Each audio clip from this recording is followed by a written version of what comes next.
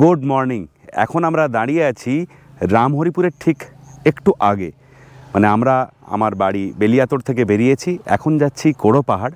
আর তার আগেই রামহরিপুর ঢোকার আগে এই যে সর্ষে ক্ষেত, তার সামনে আমি শাহরুখ খান হয়ে দাঁড়িয়ে আছি।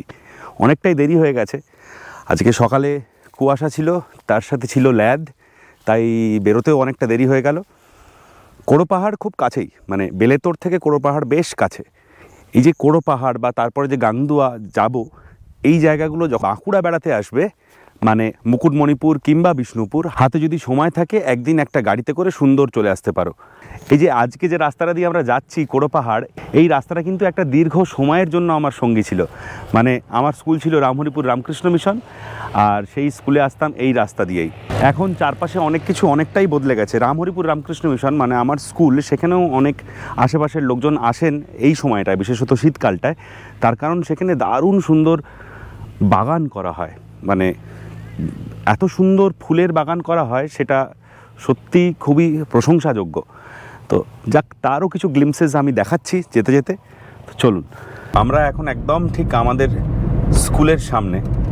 এইখানে যে রামকৃষ্ণ মিশনটা আছে সেটার বাউন্ডারিটা এই জাস্ট সামনে থেকে শুরু হচ্ছে। এই বাউন্ডারিটার মধ্যেই কিন্তু রয়েছে স্কুল একটা স্পেসিফিক জায়গা নিয়ে রয়েছে, কিন্তু তার সাথে হোস্টেল রয়েছে।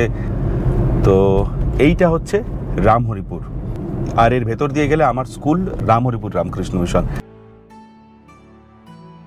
ক্লাস 6 থেকে ক্লাস 10 আমার কেটেছে এই রামহরিপুর রামকৃষ্ণ মিশন স্কুলে।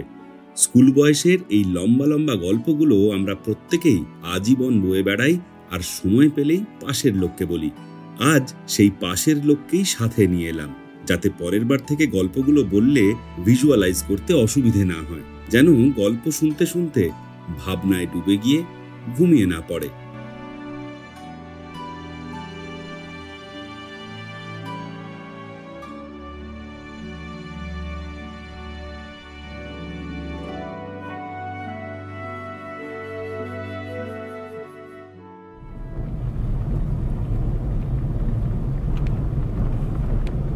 এখান থেকে সামনে মানে পরের যে গ্রামটা বিড়রা বলে, সেখানে আমাদের একজন ডাক্তারবাবু ছিলেন। আমি 1 বছরই মেন হোস্টেলে ছিলাম, তো সেই মেন হোস্টেলের ডাক্তারবাবু ছিলেন ওই ভদ্রলোক। তো আমাদের যাই হতো আমরা ছুটে যেতাম সেই ভদ্রলোকের কাছে। আর মেন হোস্টেলে থাকতে আমার একদমই ভাল লাগতো না। আমি তখন চেষ্টা করতাম যে কোনোভাবে যদি একটু জ্বর বাঁধিয়ে বাড়ি চলে আসা যায়। মনে আছে এরকম একবার হয়েছিল যে কার থেকে শুনেছিলাম যে বগলের তলায় রসুন রাখলে গায়ের টেম্পারেচার বেড়ে যায় এবং জ্বর ভাব আসে। সে কি প্রচণ্ড চেষ্টা করেছিলাম। তো মানে ওই 1 বছরই আমি হোস্টেলে থেকেছিলাম, সে দুর্বিষহ অভিজ্ঞতা। যাই হোক, হোস্টেলটা আমার খুব একটা পছন্দ নয়, স্কুলটা ডেফিনেটলি খুব পছন্দ। অনেক স্মৃতি রয়েছে, মাস্টারমশাইরা রয়েছেন, সেটা অন্যই অভিজ্ঞতা আর কি। তো চলুন, কোড়ো পাহাড় এখান থেকে মানে রামহরিপুর থেকে 11 কিলোমিটার, মানে বেলেতোড় থেকে আরও 6 কিলোমিটার যদি অ্যাড করি, টোটাল 17 কিলোমিটার। এক্ষুনি পৌঁছে যাব মিনিট 15-20 মধ্যে। সামনের রাস্তাটা গঙ্গাজল ঘাটি হয়ে আসছে, আর যেটা আমরা পেছন দিয়ে এলাম সেটা রামহরিপুর। মানে গঙ্গাজল ঘাটি দিয়ে এসে তাহলে ডান দিকে ঢুকতে হবে, বা রামহরিপুর দিয়ে এলে বাঁ দিকে। এই রাস্তাটা হচ্ছে কাপিস্টার রাস্তা। এই কোড়ো পাহাড়টা যে গ্রামটায় রয়েছে সেটার নাম হচ্ছে কাপিস্টা। খুব ছোটবেলায় এখানে আসতাম, মনে আছে, সেটা খুব ছোটবেলা, মানে খুব ছোটবেলা। পুরো কাপিস্টা গ্রামের স্মৃতিটা আমার কাছে এখন অস্পষ্ট। যাই হোক, দেখা যাক, এইটাই কাপিস্টা হওয়ার কথা, এটাই দেখাচ্ছে গুগল ম্যাপে। যদিও গুগল ম্যাপকে ভরসা করা খুব সমস্যার, বিশেষত এই সমস্ত গ্রামের দিকগুলোয়। তো দেখি যাই কেমন, কোথায় কি পৌঁছানো যাচ্ছে। আচ্ছা, কোড়ো পাহাড়ের রাস্তাটা এইদিকে গো, এইদিকেই কাপিস্টা পড়বে? আচ্ছা, ওই ডাঙারটা ভালো রাস্তা ছিল। এই রে, এটা ভালোই বড়, মানে এইখানে এইটুকু একটু খারাপ আর খারাপ। আচ্ছা, তারপরে কি কাপিস্টাটা কতক্ষণে পড়বে? কাপিস্টা আমরা পাহাড়টা পেরিয়ে পরে ওইদিকে বাঁ দিকে আপনার একটা রাস্তা চলে গেছে সোজা। হ্যাঁ, পাহাড় যাবেন তো না কাপিস্টা যাবেন? পাহাড় যাবো। তাহলে পাহাড় থেকে আবার ওইদিকে চলে যাবেন, ওইদিকে কাপিস্টা, মানে বাঁ দিকে রাস্তা সোজা রাস্তাটা চলে যাবে। ও আচ্ছা, তার মানে ওই দিক দিয়ে ঢুকলে ভালো হতো। ঠিক আছে, ঠিক আছে। লাল মাটির দেশ বাঁকুড়া, আর তাই শীতকালে সেই মাটি ধুলো হয়ে চেপে বসে গাছের পাতায় পাতায়। ফলত শীতের সময় বাঁকুড়ার সবুজ রূপ বদলে গিয়ে হয়ে যায় খয়েরি। বর্ষায় অবশ্য সব ধুয়ে গেলে সে এক অন্য রূপ।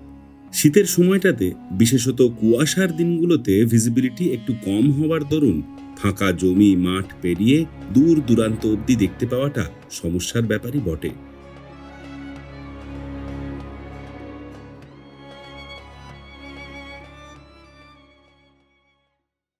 বাঁকুড়া স্টেশন থেকে যে রাস্তাটা গঙ্গাজল ঘাটি হয়ে এসে ঢোকে, সেই রাস্তাটা ধরে এলে গঙ্গাজল ঘাটি থেকে ডান দিকে যেটা টুয়ার্ডস রামহরিপুর যাচ্ছে, সেই রাস্তাটা ধরে এসে ডান হাতে পড়বে কাপিস্টা গ্রাম, আর সেই কাপিস্টা গ্রামের কাছেই কোড়ো পাহাড়। আপনি যদি বাঁকুড়া থেকে বেলিয়াতোড় হয়ে আসেন তাহলে ফুলবেড়িয়া বলে যে গ্রামটা রয়েছে, সেই ফুলবেড়িয়া থেকে আপনাকে বাঁ দিকে যেতে হবে, সেই রাস্তাটা ধরে সোজা চলে এসে আবার আপনাকে বাঁ দিকে কাপিস্টার দিকে ঢুকতে হবে। আর কাপিস্টা থেকে 1 কিলোমিটার ম্যাক্সিমাম ডিস্টেন্স এই কোড়ো পাহাড়ের। আমরা এখন এসে পৌঁছেছি কোড়ো পাহাড়ে। বেলেতোড় থেকে কোড়ো পাহাড়ের ডিস্টেন্স প্রায় 17 কিলোমিটার মতো।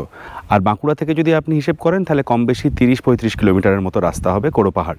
তো এই কোড়ো পাহাড়ের যে গেট, সেই গেট থেকে ঢুকেই একটা জায়গা রয়েছে, যে জায়গাটাকে বলা হয় তপোবন পাহাড়। এই তপোবন পাহাড়ে উত্তম আশ্রম রয়েছে, আর এই উত্তম আশ্রম পেরিয়ে যাওয়ার পরে আরও একটা গেট রয়েছে, যে গেটটা পার করলে কোড়ো পাহাড়ের যে সিঁড়িগুলো সেগুলো শুরু হয়। সেই 117 সিঁড়ি ভেঙে ওপরে উঠে গেলে সেখানে পার্বতীর মন্দির রয়েছে। তো কোড়ো পাহাড়ের ওপর থেকে চারপাশের যে ভিউটা বেশ সুন্দর। তো যাই হোক, চলুন ওঠা যাক। এই কোড়ো পাহাড় আসার জন্য প্রথমে আমরা যেখানে গাড়ি রাখলাম, সেখানে গাড়ি রেখে একদম ঠিক সামনেই যেটা ছোট্ট মতো টিলা, সেটাকে বলা হয় তপোবন পাহাড়। তো সেই তপোবন পাহাড়ের ওপরে একটা আশ্রম রয়েছে যেটিকে বলা হয় উত্তম আশ্রম। সেই উত্তম আশ্রম সকাল 8টা থেকে দুপুর 2টো অবধি খোলা, আবার বিকেল 4টে থেকে 6টা অবধি। ওই মাঝের সময়টুকু আশ্রমের গেট বন্ধ থাকে। এবারে আশ্রমের গেট যদি বন্ধ থাকে তাহলে আপনি কিন্তু পার হয়ে এদিকে আসতে পারবেন না। তো যাই হোক, এখন আশ্রমের মূল গেট দিয়ে ঢুকে এসে তারপরে পাহাড়ের যে গেটটা সেটা দিয়ে আমরা ঢুকে ওপরে যাচ্ছি।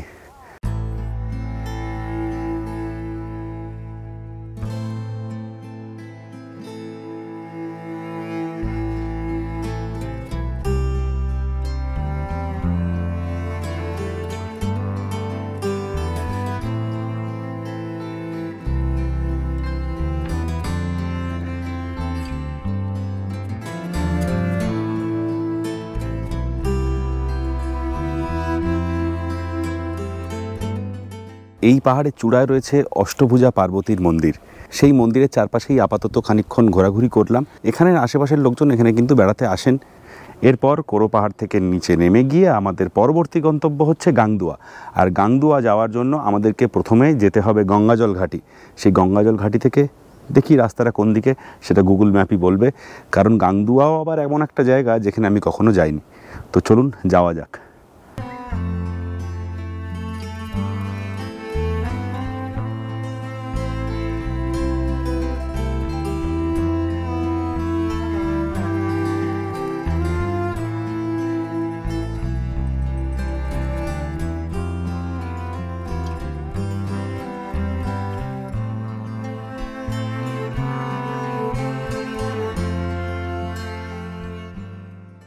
আমরা এই জাস্ট এসে পৌঁছলাম গাংদুয়া ড্যামে।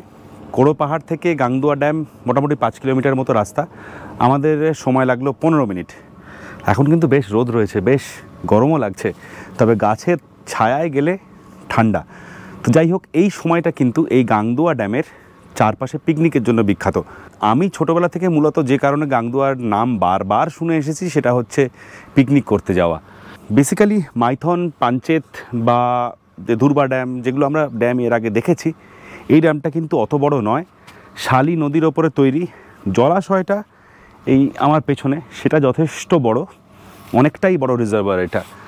আর আমার ঠিক পেছনে এই অল্প জায়গায়, খুব বেশি বড় নয়, এইটা হচ্ছে ওই ব্যারেজের মেশিনসগুলো এই জায়গাটায় রয়েছে। এই জায়গাটা পেরিয়ে গেলে এই পেছন দিকটাতে, এইখানটাতে সমস্ত পিকনিক চলছে এখন। সবাই রান্না বান্না করছে, শীতকাল মানে। আজকে ছুটির দিন নয় বলে লোকজন একটু কম, না হলে ছুটির দিন এলে প্রচুর লোকজন দেখা যাবে।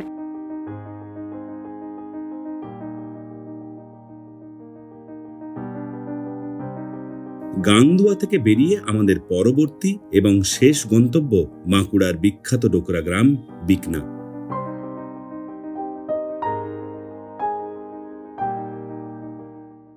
এখন বাজছে বিকেল 3:30 আর আমরা এসে পৌঁছে গেছি বিকনা ডোকরা গ্রামে। এই যে আমার এই পেছনের রাস্তাটা, এইটা সোজা চলে যাচ্ছে গঙ্গাজল ঘাটি। মানে আজকে যে রাস্তাটা দিয়ে এলাম এটাই গাংদুয়ার রাস্তা। আর আমার সামনে যে রাস্তাটা, একটু সামনে গেলেই বিকনা মোড় বাঁকুড়ার। এখান থেকে বাঁকুড়া মূল শহর আর 3-4 কিলোমিটার। তো এই মুহূর্তে আমরা দাঁড়িয়ে আছি বিকনা ডোকরা গ্রামে। এখানে একটা সুন্দর গেট করা আছে, গুগল ম্যাপে দিলে এই গেটটা দেখতে পাবেন। এই গেটটার সামনেই পার্কিংয়ের বন্দোবস্তও আছে। তো চলুন ঢুকে পড়া যাক। ডোকরা বা লস্ট ওয়াক্স কাস্টিং প্রায় 4000 বছরেরও বেশি পুরনো একটি প্রিমিটিভ আর্ট ফর্ম। হরপ্পা সভ্যতার অন্যতম বিখ্যাত নিদর্শন দ্য ডান্সিং গার্লের মূর্তিটিও এই পদ্ধতিতেই তৈরি করা। আমাদের দেশে এখনো যে কয়েকটি জায়গায় এই লোকশিল্প বেঁচে আছে তার মধ্যে একটি হল বাঁকুড়া জেলার বিকনার এই ডোকরা গ্রাম। এখন চলুন সরাসরি শিল্পীর মুখ থেকে শুনে নিই কিভাবে এই কাজ করা হয়। আমার নাম হচ্ছে চন্দন কর্মকার। আচ্ছা, এখানেই আপনার বাড়ি? আমার এইখানেই বাড়ি, এইখানেই জন্ম। আচ্ছা, ডোকরার কাজটা কতদিন করছেন মোটামুটি? আমার যখন 10 বছর বয়স তখন থেকে এই কাজে জড়িত আছে।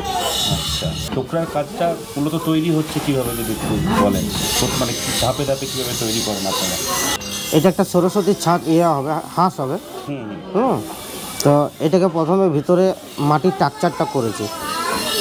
মানে মাটির একটা ছাঁচ বলি আমরা, মাটির ছাঁচটা করেছি। তার মধ্যে এই যে কালো মতো যে লেয়ারটা দেখাচ্ছে না, এটা হচ্ছে ধুনো। কালো মতনটা হচ্ছে, এটা হচ্ছে ধুনো। ওই মাটির ছাঁচটার উপরে গোটাটা কাভার করেছি।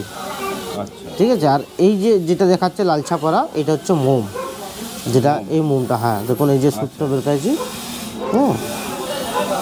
যেটা মধুমুখী মোম বলে, সেই মোমটাকে এনে করে আমরা ধুলো দিয়ে রেডি করেছি, মানে তৈরি করেছি। তৈরি করার পরে কি হয়, এটাকে আমরা সেই চাউমিন মেশিন দিয়ে এটাকে বের করে নেওয়া হয়। তাহলে একসঙ্গে অনেকগুলো বেরোয় আর কি, আমাদেরও সুবিধা হয়। কারণ একটা একটা করে হাতে আগে কাটতে হতো, আগে অনেকে হাতে হাতে কাটতে হতো। এখন মেশিনের সাহায্যে আমরা এটাকে একসঙ্গে অনেকগুলো করে নিয়েছি। হ্যাঁ, দিয়ে সেটাকে এবার কিছু এই যে ডিজাইন করে দিচ্ছি এবারে হাতে করে। মানে এই সুতটা এমন একটা সুত করে তৈরি করেছি, এটাকে আমি যেভাবে যেমনটি ঘুরাবো ঠিক তেমনই ঘুরবে এটা। এটা আছে। এবার ওই মোম আর ধুনোটা দিয়ে ডিজাইনটা করার পরে যখন অলরেডি আর হাঁসের গলা দেবো, ডেনা দেবো, এদিকে ল্যাচ দেবো, দিয়ে একটা বেশের মধ্যে বসিয়ে দিয়ে আমাদের একটা কাপড়ের চালা মাটি পাওয়া যায়, ওই মাটিটা এর উপরে গোটাটা দিয়ে দেবো। গোটাটাই দিলাম। এবার গোটাটা দেওয়ার পরে আমরা কী করি, এই দিক থেকে একটা রাস্তা রেখে দিই। মানে এই যে মোম ধুনোটা পুড়ে বেরিয়ে যাবে, আর যেটা পিতল হয় সেটা এটার ভিতর দিয়ে ঢুকবে। ঠিক আছে। এবার বালি যখনই আমরা ওই কাপড়ের চালা মাটিটা দিলাম, ওটা যখনই শুকনো হয়ে যায়, এর উপরে আবার একটা বালি মাটি দিই। কারণ বালির মাটি একটা দিই, কারণ এটা যখনই ভাটিতে দেবো না, আগুনের যে হিটটা, সে বালি মানে কাপড়ের যে মাটিটা দিয়েছে ওটা কিন্তু ফেটে যাবে। আর বালির মাটি যেটা আছে ওই জন্য টেম্পারটাও ধরে রাখবে। ওই জন্য তাহলে কী হচ্ছে, বালির মাটিটা গোটাটা দিলাম। গোটাটা দেওয়ার পরে এদিকে যেদিকে রাস্তাটা দেখেছি আমরা একটা গ্লাসের মতন চং করি। মানে পিতলটা ওটার মধ্যে যেন ঢালার মধ্যে গ্লাসের মতন একটা চং করি। তাহলে কী হচ্ছে, দিয়ে ওটা যখন শুকনো হয় তখন এটাকে ভাটিতে লাগায়। ওই যে গ্লাসের মতন যেটা করেছি সেটাকে নিচ দিকে করে দিলাম। মোম ধুনোটা যখনই পুড়বে তখন কিন্তু সম্পূর্ণ একদম পুড়ে শেষ হয়ে যাবে। এবার তাহলে কী হচ্ছে, ভিতরে কিন্তু ফোড়াটা থেকে যাচ্ছে। মানে ওই যে কাপড়ে চালা যে মাটিটা দিয়েছি, সে কিন্তু এই কাজটাকে ধরে রাখছে। মানে ওর তো গ্যাপটা ফাঁকা রয়ে যাচ্ছে সেখানটাতেও। এটা যখনই পুড়ে যাবে তখন গ্যাপ রয়ে গেল, তখন পিতলটা গলে যে তখন ওই আকৃতিটাকে ও আবার গোটাটা ভর্তি করে নেবে। দিয়ে আবার ওই দুটো মাটি যেটা দিয়েছি উপরে, ওই দুটো মাটিকে আবার খুলে ফেলে দিলাম। দিয়ে তারপরে এটাকে অলরেডি, হ্যাঁ এটা পড়াচ্ছি বলতে এই যে এই বসে বসে এই যে মোমটাকে নরম করছি হালকা করে, আর এই যে ইয়ে করছি, কাজ করছি। আচ্ছা, হাতেই করছেন? হাতেই করছি সব। আমাদের এতে মানে ডাইস বলতে কিছু নেই, যা হবে সব হাতে। কেউ যদি বলে যে আমাকে 100 পিস হাতি লাগবে, তো আমাকে ওই 100 পিসেই ছাঁচ ফেলতে হবে। যে একটা নয় যে একটার মধ্যে ফেলে নিয়ে একসঙ্গে 100 পিস বানাতে। হ্যাঁ, আলাদা আলাদা বানাতে সব। সব আত্মীয় স্বজন? সব আত্মীয়। 90টা ফ্যামিলি আছে। আর এটার সঙ্গে দরিয়াপুরটার সঙ্গে মেস আছে। কোনটার সাথে? দরিয়াপুর, যেটা বর্ধমানেও একটা আছে। আচ্ছা, সেটাও এখানে আত্মীয় স্বজন? সব আত্মীয় স্বজন। পুরুলিয়ায় যখন গেছিলাম তখন ওদের যে মুখোশ গ্রামে যখন গেছিলাম, মুখোশ গ্রামের ভেতরেই একটা জায়গা করা ছিল যেটা মিউজিয়াম হিসেবে, সেখানে বিভিন্ন হাতের কাজ সংরক্ষণ করা ছিল এবং সেটার বিষয়ে লেখা ছিল। বাঁকুড়াতেও কিন্তু এই ডোকরা গ্রামে সেখানেও একটা ছোট্ট মতো মিউজিয়াম রয়েছে, সেটা আমরা এখন দেখতে ঢুকবো। দুটো ইনফরমেশান দিয়ে রাখি, এখানে গত 5-6 বছর আগে বাইরে একটা যে গেট হয়েছে সেটা হওয়ার পরে সরকার থেকে এই মিউজিয়ামটাও তৈরি করা হয়েছে, এখানে একটা থাকার জায়গাও তৈরি করা হয়েছে। যদি কেউ চান বেড়াতে এলেন তিনি চাইলে এখানে থাকতে পারেন। দুটো ঘরের বন্দোবস্ত রয়েছে আমি যা শুনলাম, বাইরে কমন বাথরুম। তো যাই হোক, চলুন মিউজিয়ামটা ঘুরে আসি। হ্যাঁ, এটা বেশ পুরনো আর কি। কি রাষ্ট্রপতি পুরস্কার পেয়েছিলেন? বাহ। আর একটা আমার যা পেয়েছে, মানে আমাদেরই বংশ, আমারই যা পেয়েছে ওটা মিলেট পেয়েছে। আর একদম মানে ওই এটা দেখলে বোঝা যায় কাজটা যে পুরনো। আর এখনের কাজটা, হ্যাঁ, মানে এই যেমন এইগুলো, মানে আমি বলছি যে এখন যেরকম পর পর পর পর নিখুঁত হয়ে গেছে কাজগুলো, সেটা আগে হতো না। আগে প্রত্যেকটাই আলাদা আলাদা, ছাঁচ নেই নিজের মতো। আচ্ছা, এই বছর যখন আমরা সরস মেলায় ঘুরতে ঘুরতে গিয়েছিলাম তখন কাকিমার সাথে আমার দেখা হয়েছিল, ওখানে দাঁড়িয়ে কথা হয়েছিল, বলেছিলাম যে এইবারে বাড়ি এলে কোনো একটা সময় আসবো। ঘটনাচক্রে আমি কিন্তু কাকিমার নাম ভুলে গেছিলাম এবং আমি ভাবছিলাম যে এখানে এসে কোথায় খুঁজে পাবো। তো আমরা গ্রামের ভেতরে ঢুকে, মানে ডোকরা যে গ্রামটা, আমরা জাস্ট একটু ভেতরে হাঁটতে হাঁটতে আসছি, দেখছি কাকিমাও দেখছেন আর আমিও দেখে মনে হচ্ছে যে মুখটা খুব চেনা পরিচিত। তারপরে কথা হলো, উনিই আমাদেরকে মোটামুটি এখানে গ্রামটা ঘুরিয়ে দেখালেন কোথায় কি কাজকর্ম হচ্ছে। তো ওনার সাথে কিন্তু আপনাদের দেখা হয়ে যেতেই পারে হস্তশিল্প মেলায়, সরস মেলায় বা সবলা মেলায়। মানে ওনাদের দুজন করে যান, উনিও প্রায়ই যান আর কি। তো যাই হোক, খুব ভালো লাগলো ঘুরে। আপনারা যদি বাঁকুড়া ঘুরতে আসেন বা যখন বাঁকুড়া ঘুরতে আসবেন ডেফিনেটলি একবার এখানে আসুন। এখন বাজছে 4:45, আমাদের ডোকরা গ্রাম ঘোরা শেষ।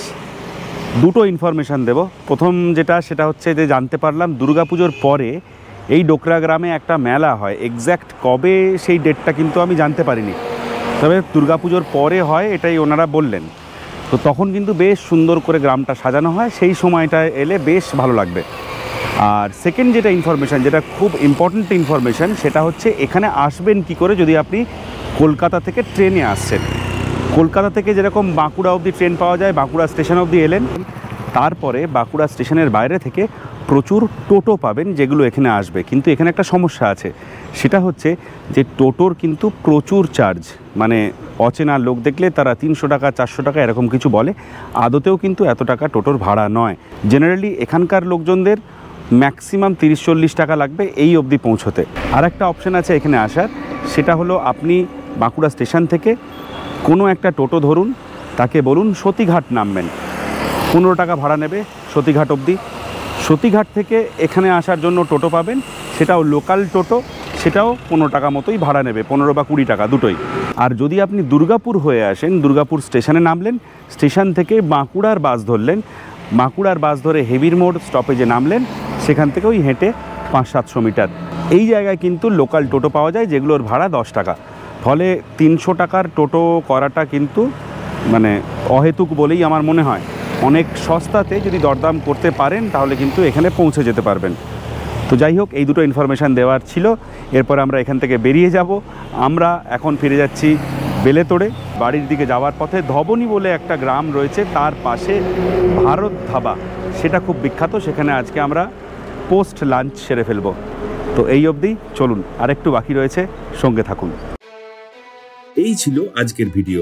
অবশ্যই কমেন্ট করে জানান কেমন লাগলো আপনার, আর বাঁকুড়ার আরো কোন কোন জায়গা ঘোরা যেতে পারে তাও জানান। দেখা হচ্ছে খুব তাড়াতাড়ি। ভালো থাকবেন।